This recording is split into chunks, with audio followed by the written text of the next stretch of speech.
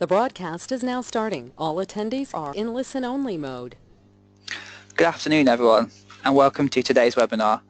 I'm Jake Matthews, the online editor of HR Grapevine, and today I'm with Drew Speller, Ambit's commercial head, who will be revealing the 3 things you need to know if your staff drive. Throughout the webinar, there'll be poll questions, so feel free to answer them, and the results will be posted when the majority has done so. Also, if you have any questions, feel free to ask them at any point. I'll be monitoring them and putting them to Drew at the end. Over to you. Thank you, Jake. Good afternoon, everybody, and thank you for joining the webinar today. As Jake said, I head up Ambit, which is a free platform app launching soon to allow you to manage your drivers and vehicles to promote road safety. I'm here today to talk to you about 3 things you need to know if your staff drive for your business.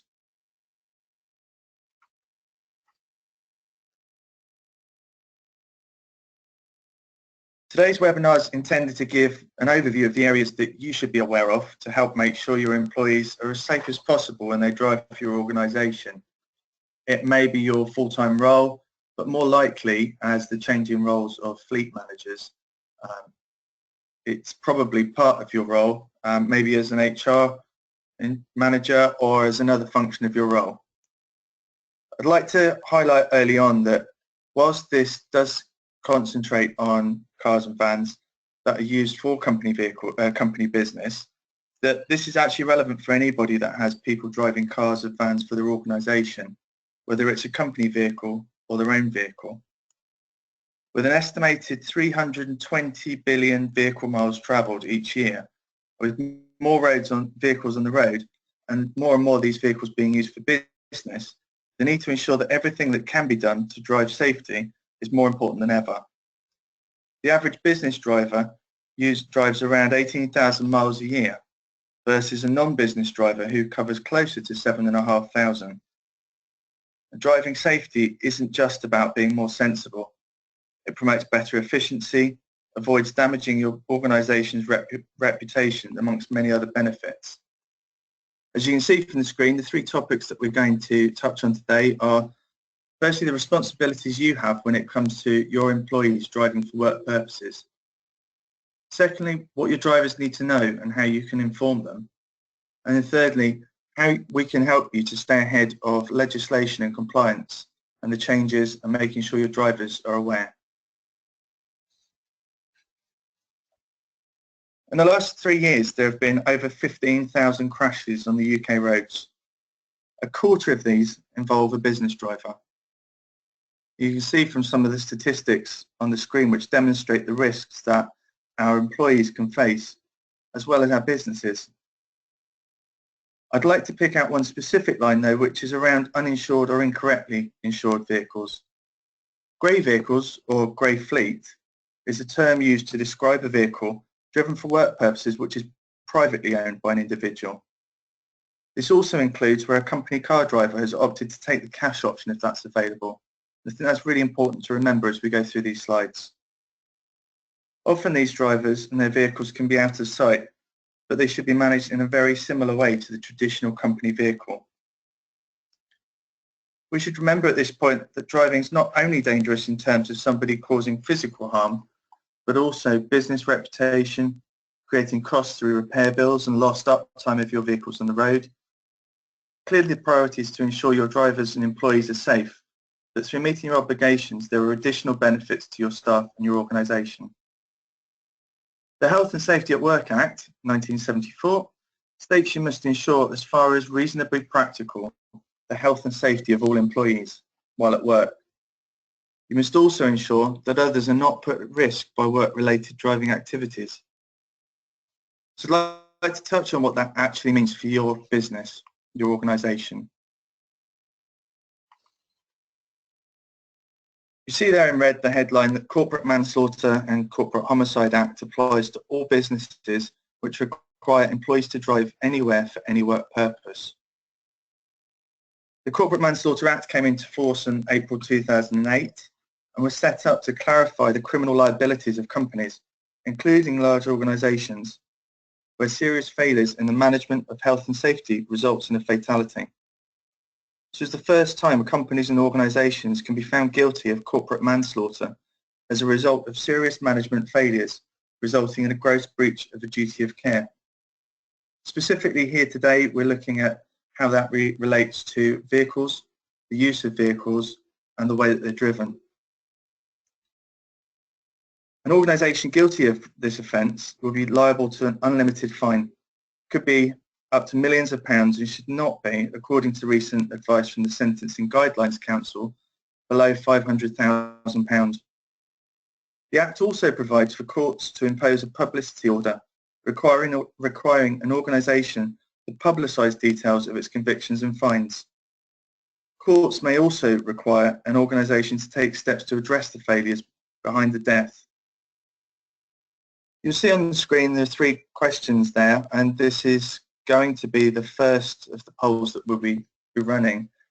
The questions that are on the screen you can read around how confident you are that your staff are safe when they're driving for work. Are the vehicles that they're driving fit for purpose and roadworthy? And are both your staff and their vehicles legally compliant? So I believe the poll is now in progress. Yeah, it is, Drew. We're just weighing on answers at the moment. About half of everyone's voted, and it's just going up 2/3 now. So we'll be able to see the results. Just want shortly. Perfect. Just you'll see as well, there's a BBC headline on the screen, and it's perhaps the most recent high-profile case. It was a company called Grittingham Haulage, where the boss and mechanic from the haulage firm were convicted over an incident where an unsuitable and unchecked vehicle led to the deaths of 4 people, including a 4-year-old girl. Whilst the driver was acquitted, the pair in charge were given combined jail sentences of just under 13 years. I recognise it's a different type of vehicle, but it does demonstrate this is an active piece of legislation. And recently it was reported there are currently around 50 further cases waiting to be heard. We've got the results in, Drew. So only 5% of people said they were 100% confident. 41% of people said they were very confident. 47% said moderately confident. And 7% said not very confident. Okay. I'll hide That's that from great. everyone now. Thank you. So whilst we covered some of the risks, what I wanted to touch on really was some of the key responsibilities that your organisation have to your staff and your employees. You'll see again the Corporate Manslaughter and Homicide Act is noted on the left. But there are some things that you can do very simply and are actually required legally to do to help ensure your drivers are safe on the road. First is to have a vehicle safety policy. This should include content that helps your staff and your business to stay safe and avoid unnecessary risk. It's actually a requirement of any business that has 5 or more employees to have a written policy. And it's recommended for anybody that has less than that. I've noted on there, and again it's key to point out that policy should also include those drivers who are using personal vehicles and cash opt-outs. It's not just about company cars. Policy should outline the use of vehicles, their care, which includes safety checks, servicing, making sure vehicles are MOT'd where relevant, tyres, and many other things. It should also include guidelines which demonstrate to an employee what's expected of them. This could be something very obvious, such as drink driving regulations, mobile phone use, which has recently had a legislation change, even eating whilst driving and ensuring breaks are taken on long journeys. It should also outline to the employee their responsibility driving for your business. But it isn't just enough to have a policy. Once you have your policy, your organisation must meet their end of the bargain too. That requires you to fulfil the actions you've set out. This could be ensuring that your drivers have relevant driving licences, that safety checks are being carried out on vehicles, particularly those where they're more unseen, such as the grey vehicles. Making sure that your drivers have relevant insurance. It's often the case that people who are driving their own vehicles for work have insurance on their vehicles but don't realise that they need to insure their vehicle for business use, and providing driver training where needed. The policy should be reviewed on a regular basis too, Having a policy, writing it and sending it out, having drivers confirm that they've read it simply isn't enough. An ongoing communication about the changes in legislation, the changes in requirements, and pointing out heightened risks such as poor visibility in fog or winter driving should also be raised to drivers to make sure that they're best equipped to be safe when they're on the road. I believe we have another poll now to try and understand the elements that people feel that they cover at the moment. So perhaps you could pop that up for us, Jake. Yes, Drew, I've just launched it now. Just so you know, you can vote on this one. You can vote for as many ones as possible. So, yeah, people taking their time on this one. We've had about 20% of people vote. So it's which of these responsibilities does your organisation meet? The aforementioned responsibilities that Drew's been talking about. So, yeah. I think with divided responsibilities within business, this is probably a harder one for most people to know definitely which elements they're covering. Cool. I think that's everyone now, so I'm just going to close it and then share it with everyone. So which of these responsibilities does your organisation meet? 8% said none of them currently, 43% said they have a policy, 34% said we have a policy and act on it, 29% said we have a policy, act on it, and regularly review it, and 8% said they meet all the responsibilities today. Which is really good news to see that there are so many people out there aware of what they should be doing and acting on it.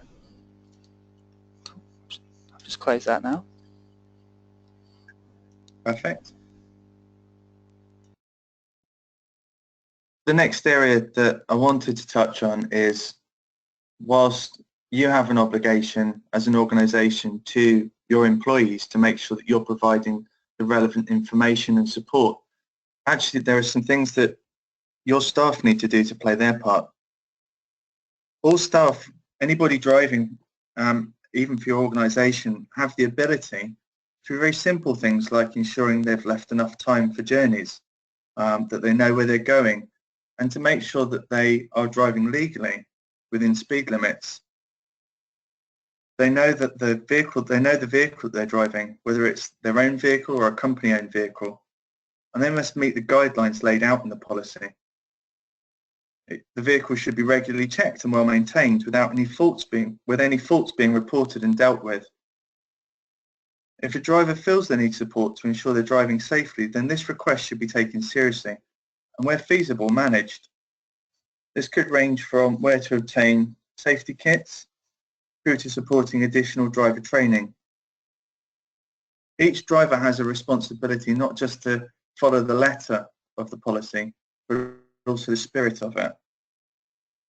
Some of our key partners, such as Brake, a well-known road safety charity who work with communities and organisations across the UK to stop road deaths and injuries, run an annual pledge scheme, for example, to get drivers to realise that they can do their part too by applying some simple steps when driving. You see at the bottom some of the highlights from the Brake Pledge campaign, which is to make sure you're driving within speed limits, meeting drink drive regulations, not using a mobile phone when you're driving, and that you're driving as sensibly as you can. Making this kind of key information available to staff means that they have an opportunity to understand the implications of their actions in a real-world situation rather than just because a policy says so. How you manage this and how you manage drivers ensuring that they are meeting their obligations is as important as having the policy itself.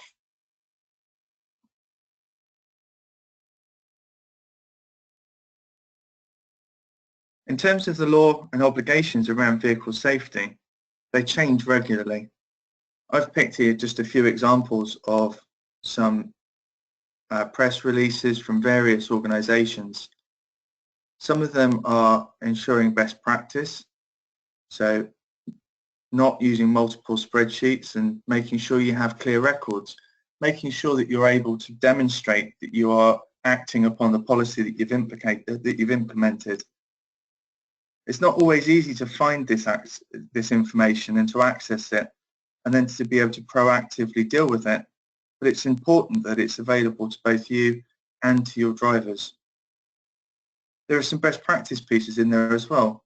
A company, as you can see on the left-hand side, who implemented dash cams to try and minimise their risk. A particular company there saved a small fortune just because they'd implemented dash cams and were able to prove how their drivers were driving, that they were driving responsibly for their organisation. There's also changing legislation. On the 1st of March, the legislation for using mobile phones changed. The penalty is doubled, meaning that you now get 6 points and £200 fine if you're found using a mobile phone when driving. Ensuring that drivers are made aware of this type of legislation means you're protecting them as well as your organisation. And then there are some tips and things that perhaps drivers don't necessarily think about. For example, eating whilst driving. The number of drivers who do this, and I think we've probably all been responsible for doing this at some point, eating a sandwich as they're driving because they've not left enough time to make a journey, taking their eyes off the road while they open a packet. The statistics around it are quite frightening. And again, this is perhaps something that not everybody considers implementing in their policy, but another way to highlight the importance of keeping your eyes on the road. Winter driving has been an on and off topic after we had the snow several years ago, with everybody rushing to supply winter tyres, but actually just making drivers aware that they need to be more aware on the roads, changing their driving style, making sure that their vehicles are safe to go on the road, that they are prepared for journeys is another key important element. These topics can be wide-ranging, and it might not be a case of you meeting your requirements on all of them to staff, but it's an opportunity for you to promote safety, again, through resources, information, tools and materials. I believe now we have another poll, Jake. This is our last poll. Yes, I've just launched it now, so everyone will be able to see it. You can only select one answer in this one, unlike the previous question. So just wait about 30 seconds for everyone to fill it. So it's just, how do you currently stay on top of changes relating to vehicle policy? I don't. It is complicated. I pick up on the headlines, and I am confident we act on all relevant changes. So we've had about 2/3 of people vote, so I'll be closing it in about 10 seconds.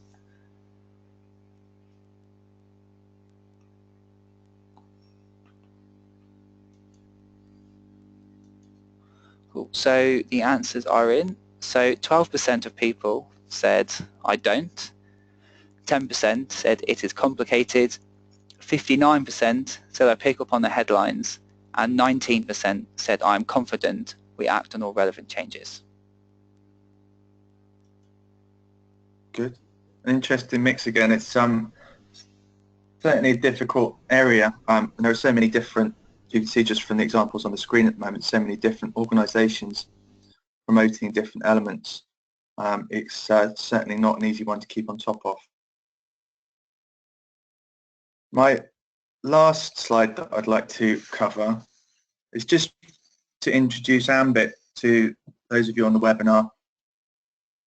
Ambit is a platform that pulls all of these different needs together into one place. Launching very shortly a free platform that will give you access via an app, which will also be available on desktop or on tablet, which gives you access for everything that you need to manage workplace driving to try and make your organisation and your drivers safer. Ambit puts together everything in one place, so as well as giving you the controls to be able to manage drivers and vehicles, it also allows you to automate safety checks, which will go to your drivers. It will allow you access to our range of partners, some of whom are best practice, which is great, sharing information and news. We've partnered with companies such as the ICFM, Institute of Car Fleet Management, to make sure that we're on top of best practice to be able to share that with you as well. Some of the partners provide services and products which could be very useful for particular times of years, and these range from being able to buy breakdown, to book parking spaces, to rent hire vehicles, and to provide your employees with options such as dash cameras and safety kits as well, to try and support your policy and make sure that your drivers have everything that could be possibly needed to make sure that they're as safe as possible on the road. As well as that, Ambit also has an area which will alert you to news and developments. So rather than you sourcing different places to try and keep ahead of what's going on, Ambit will promote and provide you with information from the relevant organisations that give you the insight to know what you need to be doing next and to make sure that you're managing your vehicles and your drivers in the best way possible.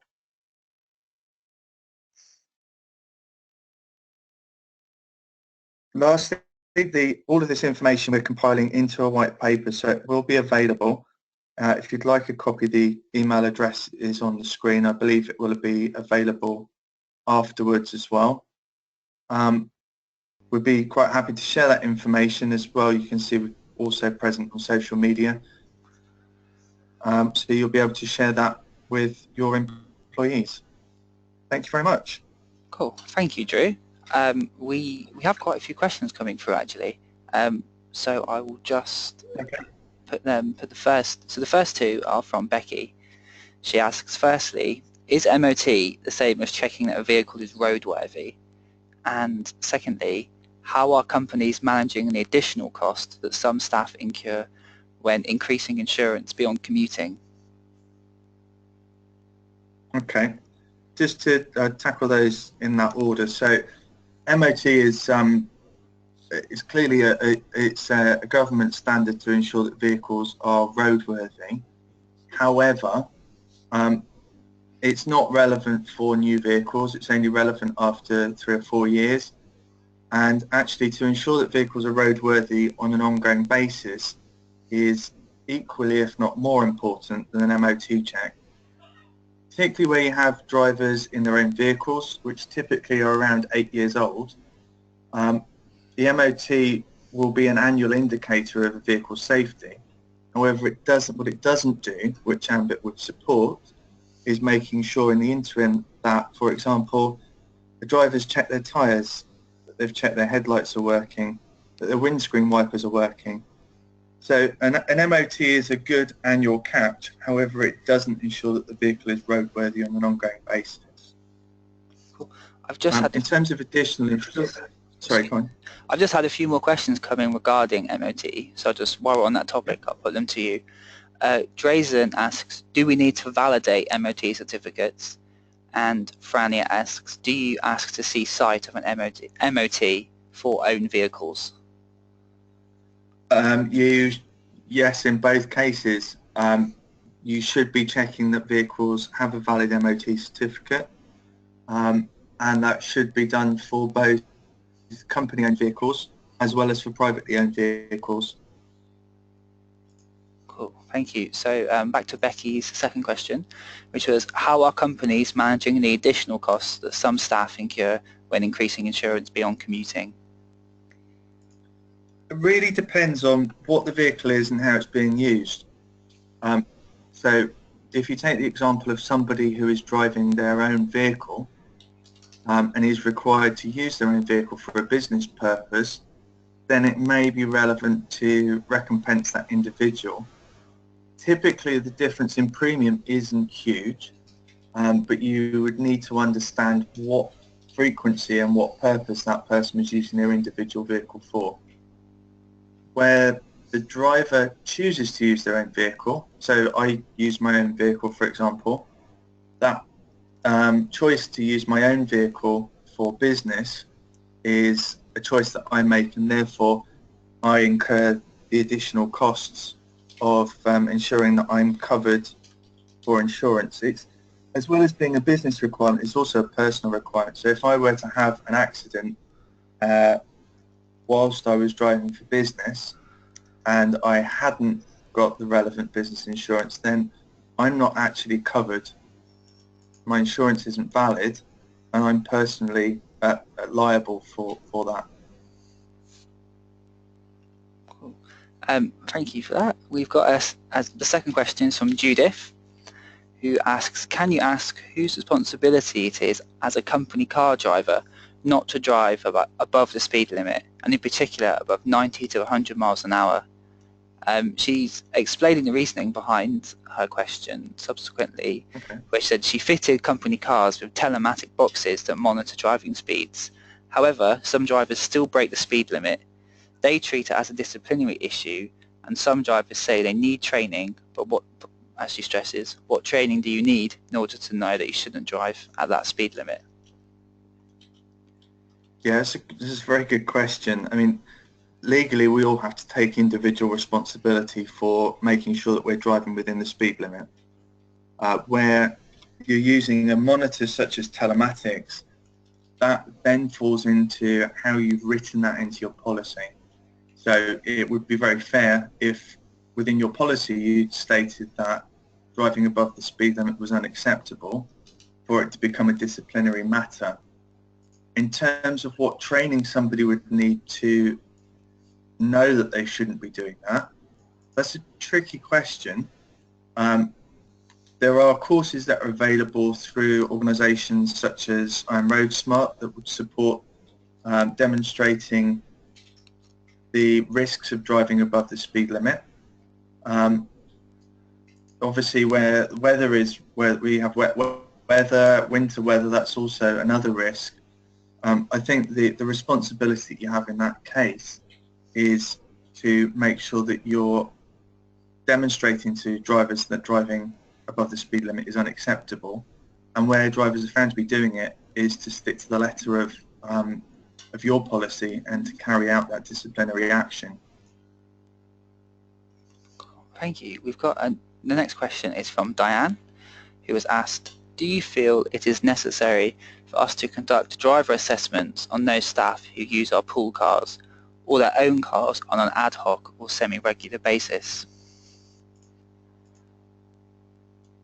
I think certainly in terms of assessment, I think as a basic standard, yes, you should be checking driving licenses to make sure firstly that that driver actually has a driving license and that they are legally allowed to drive it.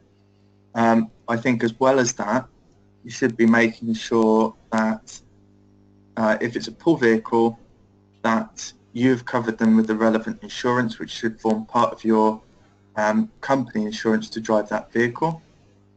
And I think the other thing is to make sure that the driver is comfortable to drive that vehicle. For example, somebody that typically drives an automatic might not feel comfortable driving a manual car over a long distance. So there are some sense checks in there as well as some guidelines.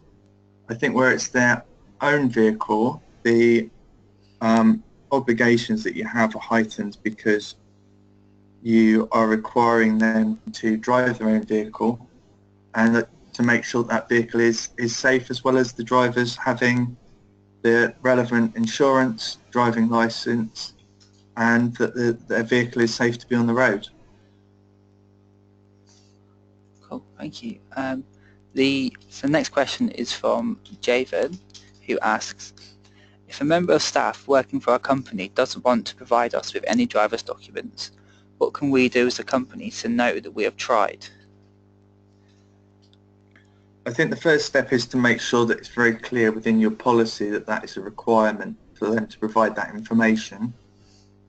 If you have an employee who is driving who refuses to show you that documentation or to give you access to view their records, then I think that's a matter for how you deal with that within the policy. Certainly I would be concerned if I had an employee who was driving for my organisation who wasn't willing to share whether they had a valid driving licence. I think it's very important that the basic requirements for driving licence checks, insurance checks, and where applicable MOT and service checks are written into the policy document to make sure that you've given yourself every opportunity to ensure that driver is safe on the road. Cool. Thank you. I've got another question from Rosamond, this time going back to MOTs. Simply asks, how are MOTs checked now that they are electronic? They are electronic. You can do, within our system actually, we we use a lookup service to be able to do that. So you can check MOTs individually using DVLA. We do it, it's actually an automated check within Ambit. So once a vehicle is loaded into the system, we automatically check the MOT validity of that vehicle on a proactive basis. So a reminder would be automated from the system, and the relevant outcome would be notified to the person responsible for vehicles. But it is a DVLA check at the moment rather than the old paper copy. Cool, thank you. The next question, this is from Lisa, who asks, if we provide a cash allowance but may not require the employee to travel on business, do we still need assurances on their vehicle and insurance, etc.? If you're providing a cash allowance as a perk and that driver is never going to drive for your business, I would recommend that you make some of the same options available to those drivers. So if you're offering, for example, an eye test to make sure that drivers can have good visibility when on the road, you should offer that same option to a cash taker. The same as you should offer driver training if you're offering driver training to the wider pool. If it's purely used as a perk car, then the driver has a responsibility themselves to make sure that the vehicle is checked and serviced, and it would be best practice for you to support it. I think the obligations in that circumstance are probably slightly less, but best practice would suggest what you do for company car and grade drivers should extend to those cash takers as well. Cool. Thank you. The next question is from Catherine, who asks, what checks should be undertaken for additional drivers, for example spouses, who are using one of our company cars? These drivers are not driving on business, but are using a company vehicle. Yeah. Again, it's a case of best practice, and yes, you're probably less likely to have somebody driving dangerously if they are for your business, if they're not driving for your business. However, they are driving a company asset, and as such, you are perfectly within your rights to ask to be able to see that they have a valid driving license and that they have insurance to do so. So some of those same checks still apply, and I think as part of the perk of you allowing an employee to have additional drivers, you have within that the right to be able to ask for certain pieces of basic information to make sure that those drivers are driving those vehicles legally. So to ask for a check of a driving license, I think is perfectly acceptable in those cases and would be best practice. The answer to that leads on to something Diane Hogg has mentioned, who says, do we need to assess competence so we don't need to assess competence as long as they have a license? So she's saying if they have a license, should we assess competence as well? I think it would, in practical terms, it would be very difficult to do that. I think what you can do to make sure that you have protected both your organisation and that driver, and the additional driver, is within the policy is to set out some guidelines for making sure that they are suitable to drive that vehicle. So you wouldn't expect somebody with an automatic only driving licence to be driving a manual car. The same as if you were hiring a vehicle on a rental, you would expect your licence to be checked to make sure that you are able to drive that particular type of vehicle. Cool. Staying on the topic of vehicle checks, this is from Amanda, who is asking, would vehicle checks such as checking insurance and MOT, for example, be acceptable annually, or do you need to conduct such checks more regularly? Annually is the recognised standard. To check that somebody has an annual insurance policy and to check their driving licence annually would be a good standard to start from. I think realistically it's not necessarily feasible to check it on a more regular basis. However, the second generation of Ambit will, for example, where a driving license status changes and somebody loses their driving license or gains points, that would highlight that to the person responsible for vehicles. So I think checking driving licenses, for example, annually is good practice. However, things do change, and it's not always made clear by the individual that that's happened. So it's perfectly acceptable to do it on a more regular basis. We probably recommend that was a concern for a particular organisation doing it on a 6-monthly basis. And the next question is on the subject of training. So Rebecca has asked, as an organisation, we are looking at training drivers, in particular for long distance journeys. What should we consider when selecting the right type of training? I think that will depend on the profile of the employees. So if, for example, you have a lot of employees who are driving long distances, that will probably have a different effect if it's one or two. There are lots of different options available, from online training, which can in itself highlight potential risks within the drivers that you've put forward for training. And I think that's a good start and a good way to start to demonstrate to those drivers and highlight some of the things they need to be aware of. Where you have drivers who are doing high mileage and perhaps are a bit more of a concern, then some practical training is a good option. Two different types that are available. One is a classroom type activity, and the second is actual one-on-one driver training. I think that probably the things to consider there are the cost of those different levels of activity, the risk that you think currently exists within your fleet, and I am RoadSmart, who are the Institute of Advanced Motoring, somebody that we're partnering with. They offer a range of training that's available, and they can consult with you to make sure that you are taking up the right training for the right type of drivers that you have. The next question is from James, who asks, are companies that provide drivers with commercial vehicles, such as vans or pickup trucks, required to do anything different or extra? Do you have any good practice tips on this subject? Yeah, I mean, they're required to do very much the same things. I think the difference with those type of vehicles is the use that they're being used for. So the expectation, I would guess, typically is that with commercial vehicles, so vans and pickups, is possibly drivers are doing more distance or more time within the vehicle. So being more aware and pointing out and supporting those drivers to make sure they're not driving further than they should be for longer than they should be, to make sure that their schedules are set so that they're not feeling pressurized to get from one appointment to another.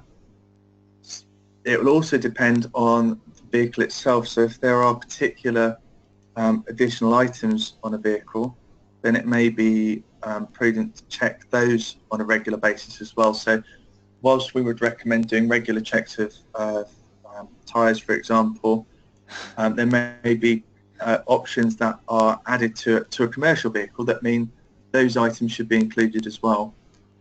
So the basic concept of safety check remains the same, but identifying for that particular group of vehicles if there is anything that separates them, that makes them different, and including that, I think, is key.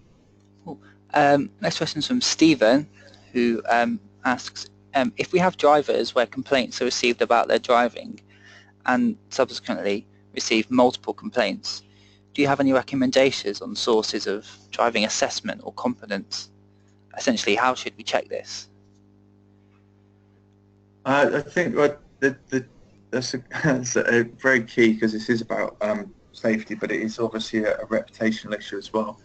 Different organisations take different paths. So driver training is one. However, if I were on a driving training course, I think I would probably drive more safely than I perhaps normally would. So that's a good start.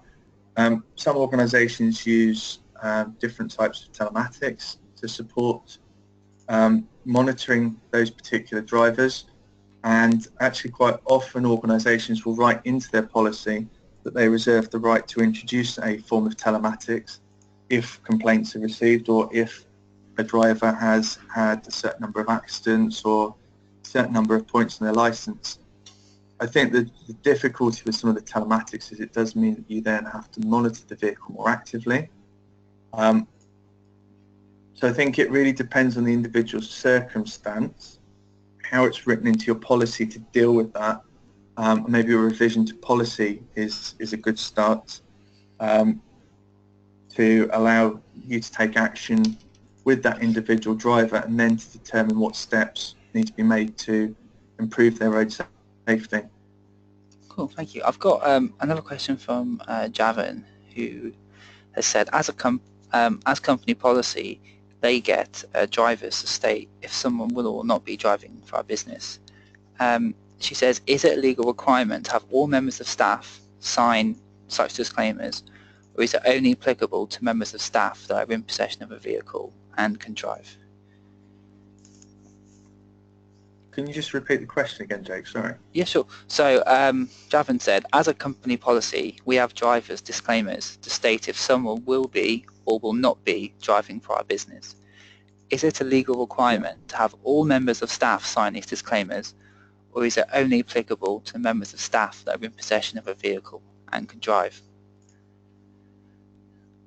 It's not a legal requirement. I would suggest if you have people that will be using, for example, pool vehicles or their own vehicles that you know will be driving for business, that sounds like a good practice, that they should be signing that disclaimer as well. I think to depending on the size of the organisation, I think to ask every member of staff to sign it perhaps is a good practice for a new starter. Maybe to do it retrospectively might be administratively heavy. I think that depends on the organisation itself. It certainly would be good practice, but it might be difficult to implement depending where you are at the moment. Oh, thank you. The next question is from Rebecca Spain, who asks, do drivers' working hours begin from the moment they enter their car or from the moment they begin their daily duties? That's an individual business call, really. I think what you need to take into account there is not so much their working hours, but the number of hours that somebody is expected to drive. So there have been a couple of high-profile cases recently where people were starting very early and finishing late. There was a lady recently who it had been found she had an accident. She actually drove into, it was a recovery truck, and killed the recovery man that was working on the car, and it was found that she'd been driving for 16 hours in that day, and that company is currently going through legal proceedings for corporate manslaughter because it was felt she'd been required to work too long.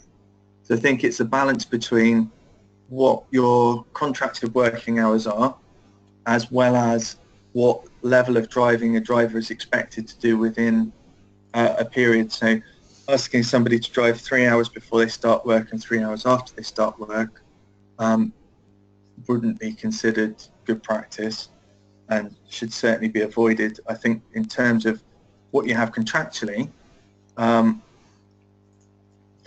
really depends what you have written down, but I think you should certainly include the hours that you're expecting somebody to drive as part of their daily routine.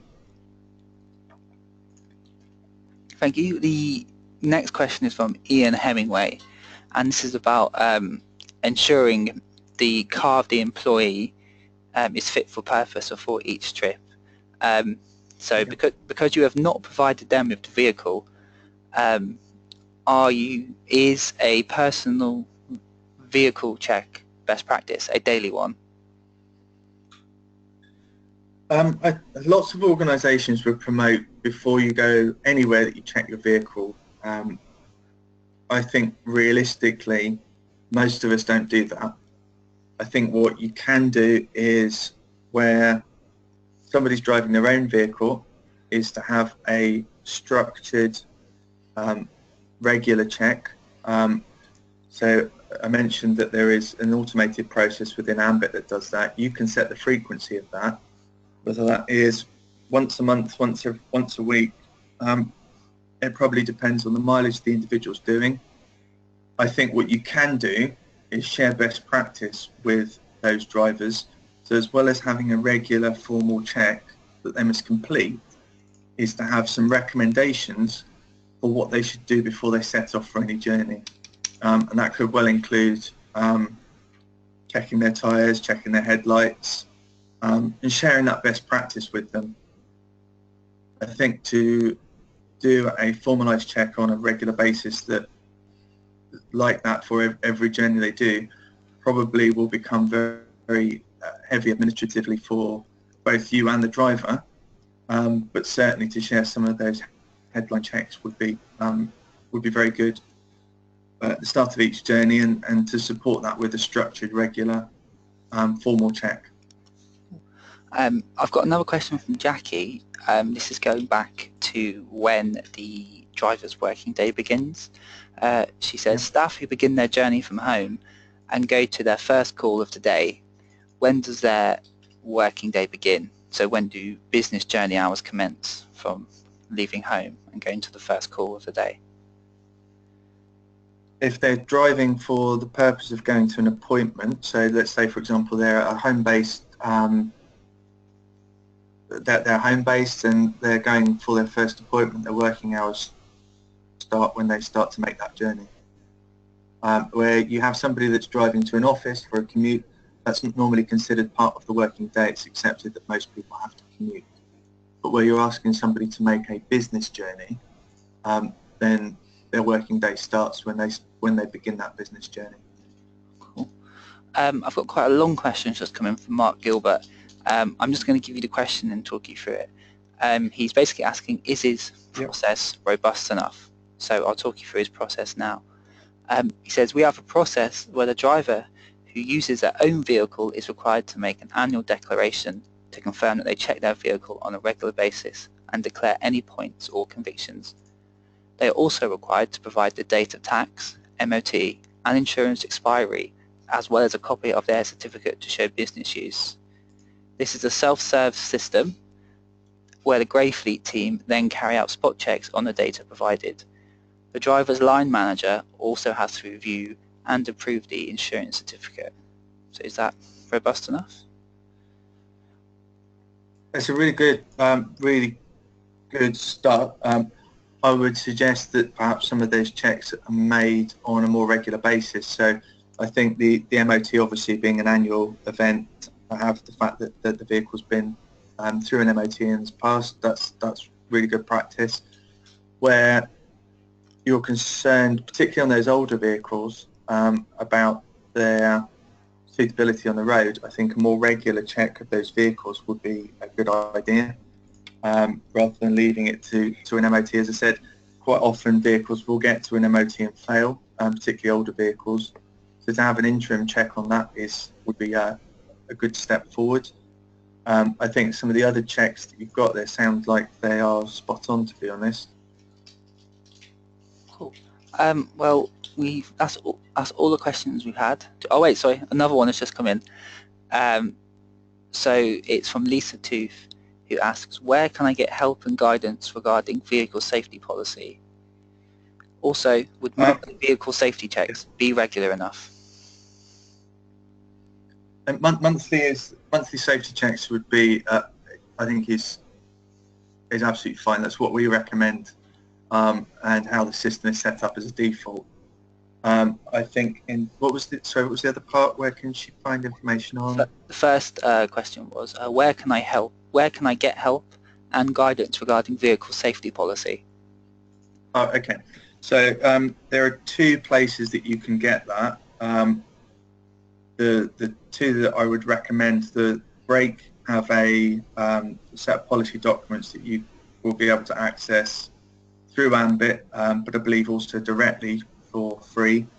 They're generic policy documents, and as part of Ambit we will have the facility for you to be able to share that policy with the drivers that you put onto the system, which will automate a process to make sure that they have read and acknowledged it.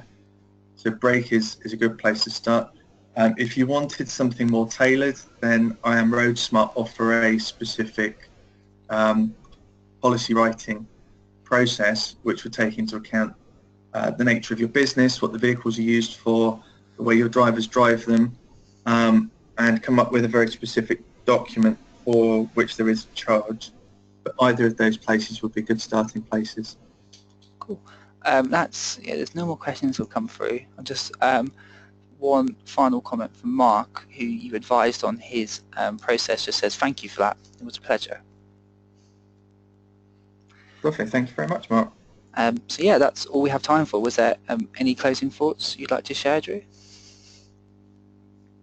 No, just it's good to hear that so many people are aware that there is a need to make sure that their responsibilities are being met.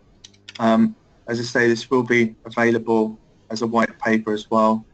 The website, the web address for which is on the page you can see now, is due to be updated very shortly with some further information, and you can register your interest for AMBIT on that web page. But no, it's good to hear that people are aware of what they should be doing and looking to try and make sure that their employees are safe on the road. Cool. Thank you, Drew. Also, to everyone that's been asking, we will be sending this webinar out via a YouTube clip that will be hosted on HR Grapevine's YouTube. So thank you. Enjoy the rest of your day. Thanks very much.